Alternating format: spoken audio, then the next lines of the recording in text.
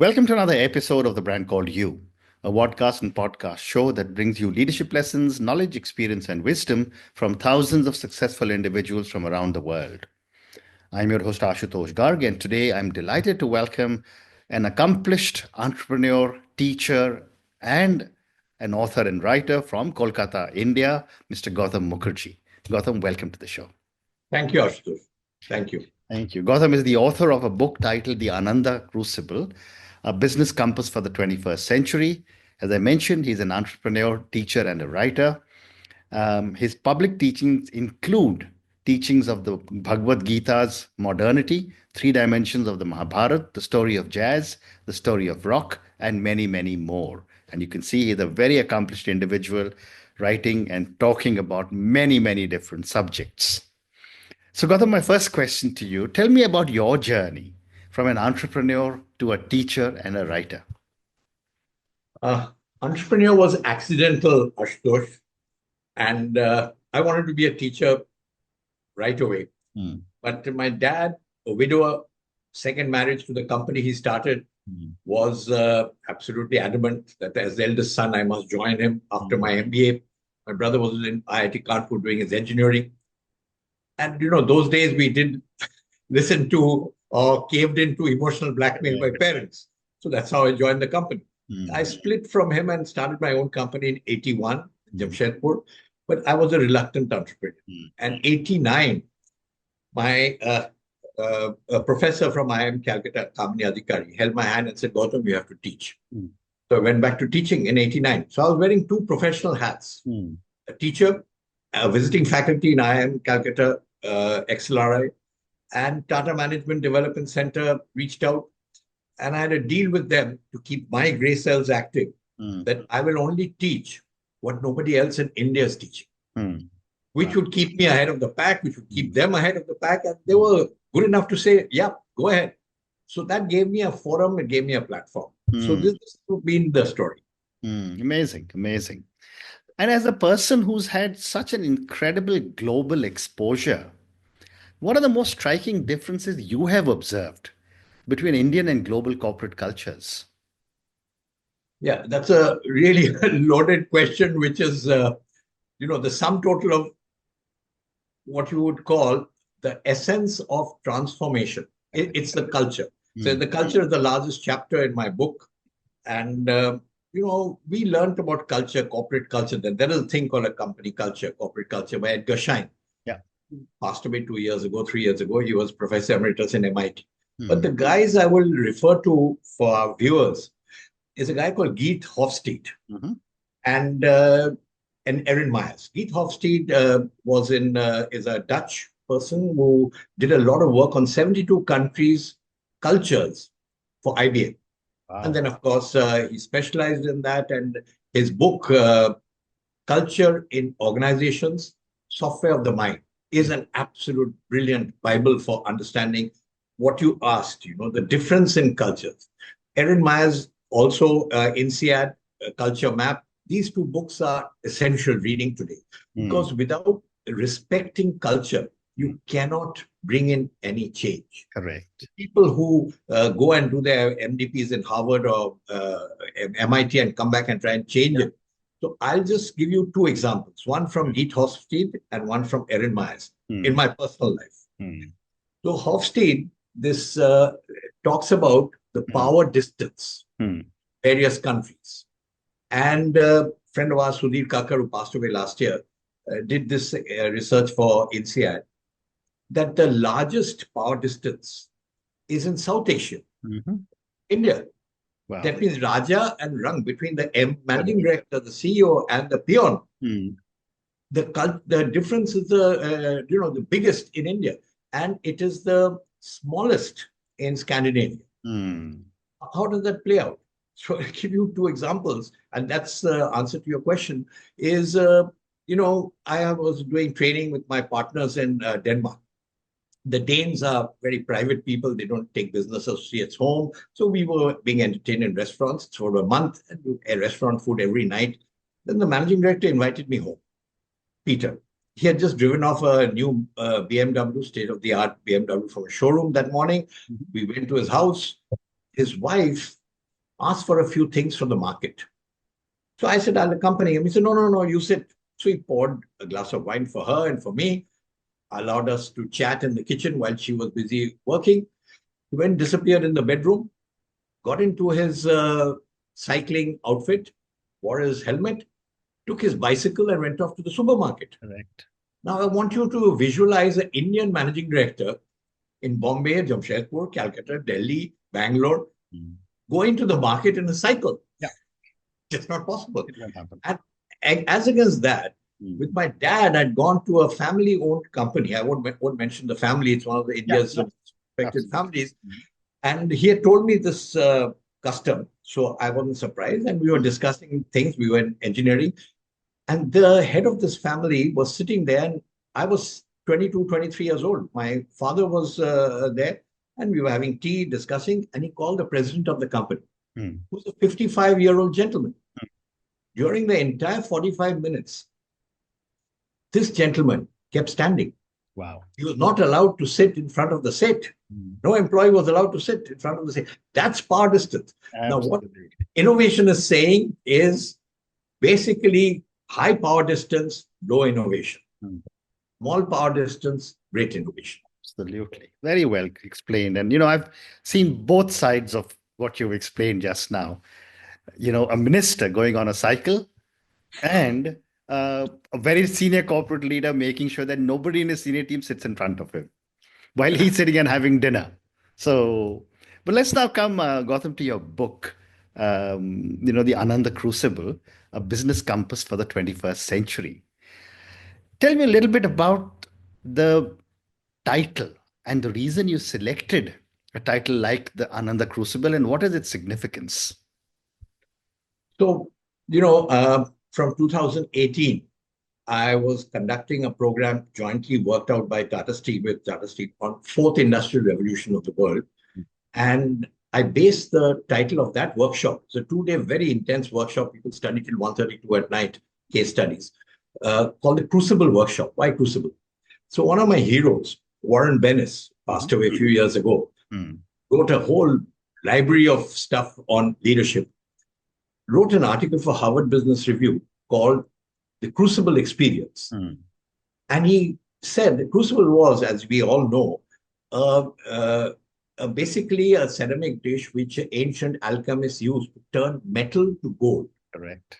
So Bennis said that when you go through a crucible experience, which is a very intense experience in life, which can bring everything out of you, it may destroy you, or it may bring out the best in you and turn metal to gold. Right. And that was the analogy. Wow. So, basically, I was with my mentor, Jim, in Malibu. And I mentioned I'd missed Warren Bennis in IIM Calcutta by just a couple of years because he was part of the MIT team who had come to set up the institute and gone back the 5th batch and I was the 7th batch.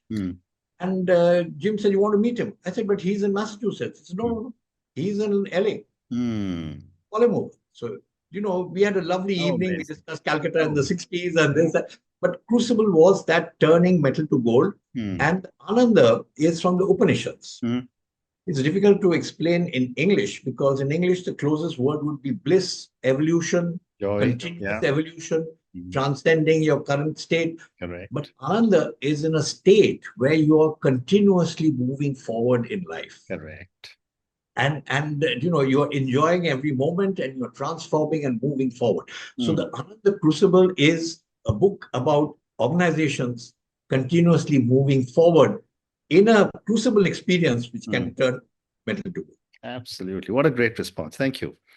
Gautam, your book also synthesizes insights from science, psychology, and business management. What were some of the challenges you faced to put all these three into the crucible experience and put them in your book?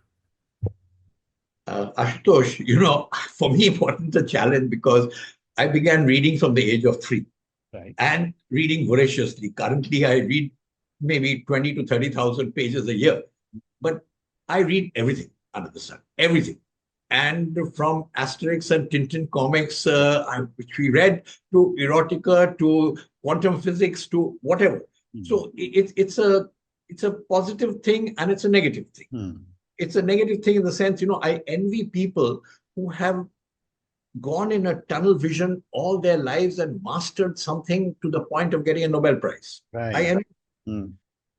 But the positive thing is, I'm a bit like what Daniel Goleman, when he joined New York Times, he got access to a world of research as a journalist in the New York Times, a science journal. So I get access to a huge amount of body of literature. My favorite, of course, is the Mahabharata, but that helps me connect. And that's mentioned by Jim in the forward to the book, that when we talk, I can see the connections, and when I see the connections, all I have to do is just connect the dots. It's very easy for me. Fascinating. Fascinating. Your book is also a wake-up call to embrace the fourth industrial revolution. Tell me a little bit about how businesses can prepare for such a transformation. The World Economic Forum coined this term with McKinsey. Yeah. And they have given nomenclature to companies which are on board the fourth industrial revolution as lighthouses. A lighthouse gives direction to ships, guides. So there are only 13 lighthouses in India. Only 13. Wow. Out of that, 2 are owned by Tata Steel, Kalinganagar and Jamshedpur. There are 180 or 89 or something lighthouses in the world with only 153 companies. So why is it so difficult? So to answer your question, which is really the sum total of probably our podcast today, is it's not easy. You cannot tackle only one dimension. Right. The World Economic Forum has given a greater circle and a smaller circle. 20 items, 10 in the greater circle, the macro, and 10 in the micro. But personally, I feel the 2 most important elements of the 20, which you have to tackle in the micro, is leadership. Right. The CEO, it has to be CEO driven. He has to, or she has to understand what is 4IR and why is it absolutely imperative for companies to get on board. And on the outer circle is what you began your podcast with, is the culture. Organization culture. Right. You have to fit this in. You cannot ram through something because it's the flavor of the month or flavor of the decade, flavor of the century. Then it doesn't work. So you have to merge it with the corporate culture. The rest of the 18 takes at least, it's taken Tata Steel maybe about 6-7 years. And they've been on IT and data analytics for the longest time. I remember in the 70s, my brother writing to me from IIT Kanpur that guess what? I'm working on a IBM 1401 mainframe in IIT Kanpur, Ford Foundation. The 4 in India. Yeah. 1 with Reserve Bank, 1 with IIT Kanpur, and 2 in Jamshedpur. 1 with Telco, 1 with Tisco. Amazing. Yeah. So they had this long legacy, heritage, but they had to tackle these 20 items. Absolutely. Well said. The other aspect that I was fascinated when I was reading summaries of the book is that gender balance is a very key theme in your book. What specific steps can organizations take to achieve this? And, diversity, equity, inclusion is being talked about all over the world. Trump has now issued a directive. You don't need to have diversity, equity, inclusion. And yet, when I've spoken to many women leaders, they said, I asked them, I said, you're included in the board, but do you have a voice? And the answer is generally no. I'd love to get your thoughts on what specific steps can organizations take to achieve this. The first thing is, again, from whatever research I've gone through, organizations that create gender balancing as a CEO-led function succeed. If the CEO leaves it to the HR head or mentor for gender balancing, it fails. Correct. It has to be CEO-led. The CEO, again, like 4IR, has to believe this. But why should the CEO, do it? I mean, what would be the purpose? Correct. The purpose, again, is very simple. There is a moral and ethical reason that we have to be fair to 50% of the human race. Okay, that's a good point. But rarely do companies in their day-to-day practice do that. So the second one is, in India, we would call it a banya. Why not follow the Banya approach? So I've given extensive details of research conducted by 3 institutions, Harvard, MIT, McKinsey Global, where thousands of companies have been evaluated and they find 15 to 20% higher profitability for a variety of reasons. Ashutosh, it takes me at least 3 to 4 hours to cover this. So I'm not going to be able to do it well if I'm going to give you a spot answer. But let me just say that that is the bottom line, that you get a 15 to 20% higher thing. Why? Because it also builds a lot of better customer contact, better human contact, and more importantly, better innovation. Correct. But the way to do it is CEO-led. And second, which is the most important thing now, you have to start changing and altering the performance measurement indices. Absolutely.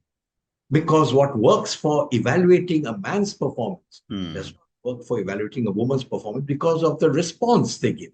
A woman, when she's told that, tell us all the good things you've done, will, credit her team, credit her boss, credit everybody. The man will say, this is what I did, this is what I did, this is what I did.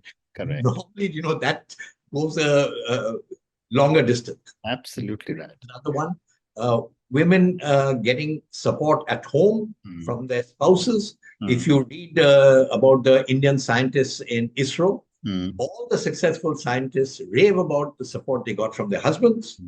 That's absolutely one. And the most important, the root creates this right up to the CEO. So on one side, you have the CEO, and on the bottom, you have parents when the child is growing up to encourage STEM. All the time, girls are given dolls and the boys are given Lego or mechanical. Yeah. It doesn't work anymore.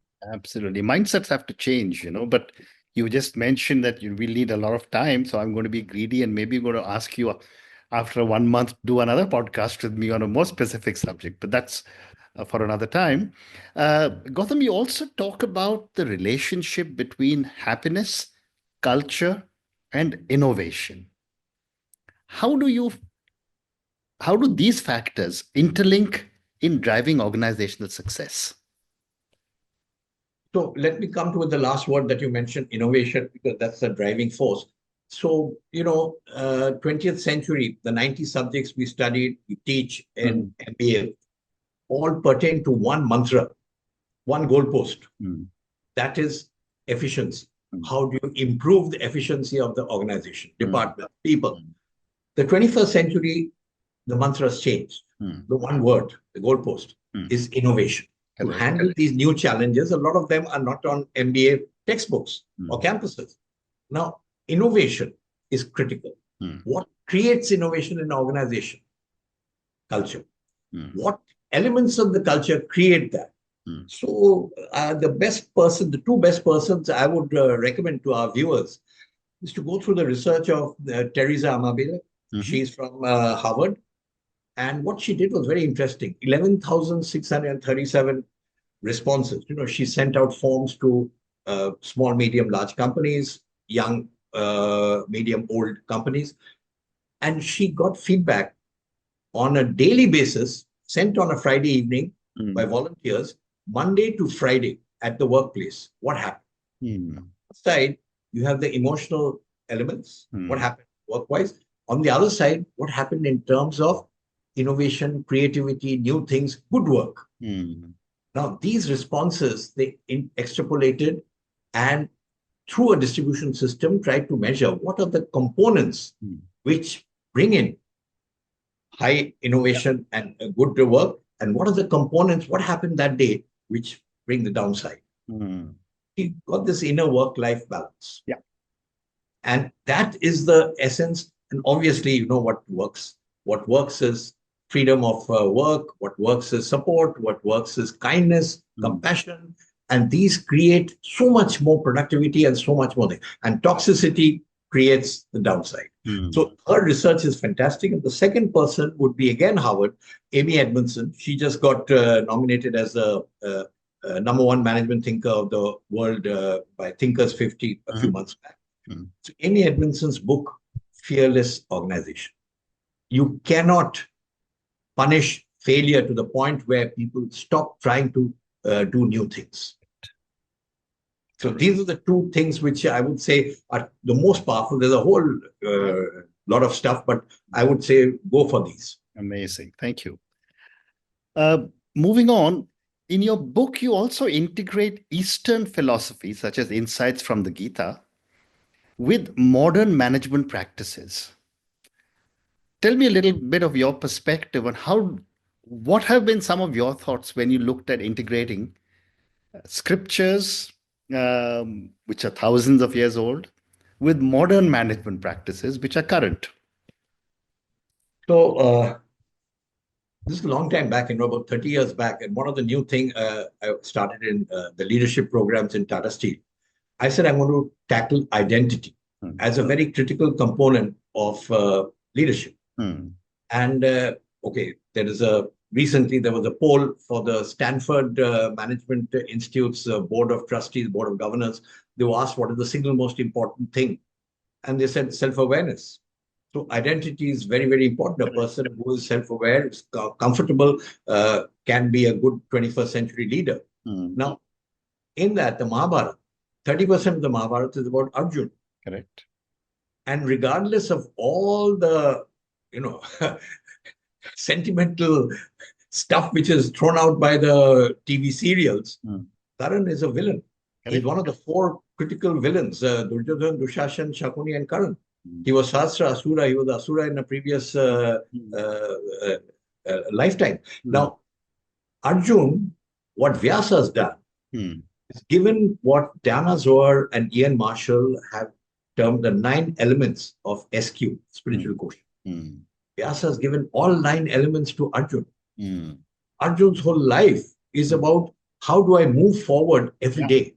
Correct. And the amount of times he's been thrown down by circumstances, picks himself up and moves forward. And Karan is a victim.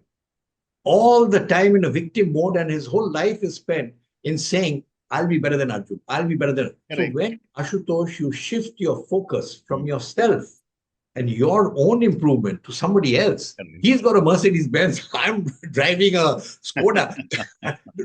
That kind of thing is the road to perdition. Absolutely. And the Gita, again, I do the Aurobindian version of interpretation of the Gita, where we do the 3 things, the Karma Yoga, Gyan Yoga, and the Bhakti Yoga. The Karma Yoga is basically flow. Something which Mihaly Csikszentmihalyi, as head of psychology department in Chicago University, spent his whole lifetime. What is flow? And in flow, you cannot think of the end result. You have to be in the moment, in whether you're hurdling or whether you're playing. Geet Sethi gave a beautiful explanation of being in the flow when he won the world championship in billiards, that you forget everything. You cannot think, what if I fail? What if I succeed? How am I going to serve? You be in the. And that is the Karma Yoga which Aurobindo has. And that is in the 5th and the 6th chapters. Then Gyan Yoga, what we just discussed, your self-awareness. Correct. And that self-awareness is, again, everybody has talked about it. Your Abraham Maslow's Further Reaches of Human Nature, he gives that whole detail of transcending everything and being with yourself. And the third element is something which we have to reserve for another session, because it's too big and too long. It is this connectivity with the pure consciousness of the cosmos, which today, the Taliban of Western science have been crushed by events in Wisconsin-Madison, Dr. Richard Davidson and the Dalai Lama together, and Dr. Hoffman in Irvine, University of California. Right. And the West has completely altered its arrangement. Today, you can measure the gains from meditation. Krishna talks about that. Amazing, amazing. And yes, you're right. I mean, I'd love to go much deeper into this with you, but that's another day. I have time for 2 more questions for you, Gautam. What role did your personal experiences and collaboration with leaders like Dr. James O'Toole play in shaping this book? That was a high point of my career, I would say, to get a teacher like James O'Toole. Today, I would say, in the world of academics, the world of business, Jim is recognized as numero uno, number 1 in business ethics in the world. He's an Aristotelian scholar, but he's an encyclopedia of knowledge. So his basic philosophy, what I learned in Aspen, the time I spent with him, is, understanding the root philosophies of the world and respecting them. And Ashutosh, whether it's a corporate problem, or it's a societal problem, or even a family problem, normally the root philosophies always provide the best answer. Correct. The Band-Aid solution or the paracetamol solution is a short-term thing. But going into the root philosophy and understanding of the root philosophies, some of them interconnecting, that is really the treasure house that Jim gave. And I'm eternally grateful to him. Amazing. Amazing. And my last question for you, Gautam, and this may seem a little trite given the depth at which you are speaking, but for my viewers and listeners, if you had to summarize the key message of your book for someone completely new to the themes you have spoken about, what would you say?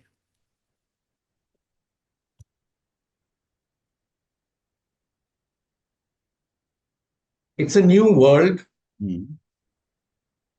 Recognize it, embrace it, and only then can you get and enjoy the enormous opportunities it offers.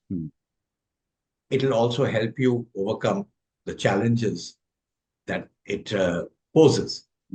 But first, shed the past. Amazing. Amazing. And on that note, and your incredible one-line thought, it's a new world, recognize it, embrace it, because only then will you be able to enjoy what this world has to offer. And your even more important message, shed the past. Thank you, Gautam, for speaking to me about your own journey. Thank you for speaking to me about the Ananda Crucible. It's a fascinating book. I'm going to ask all our viewers and listeners to go and check out Mr. Gautam Mukerjee's book. We spoke, and I could have gone into much more detail and much more depth, but we'll reserve that for another conversation. But we spoke about, how you have managed to synthesize science, psychology, and business management. We spoke to a little bit about the fourth industrial revolution. We spoke about gender balance and how important it is. We also spoke about how you have managed to link happiness, culture, and emotion and innovation. And you spoke about the inner work-life system as well.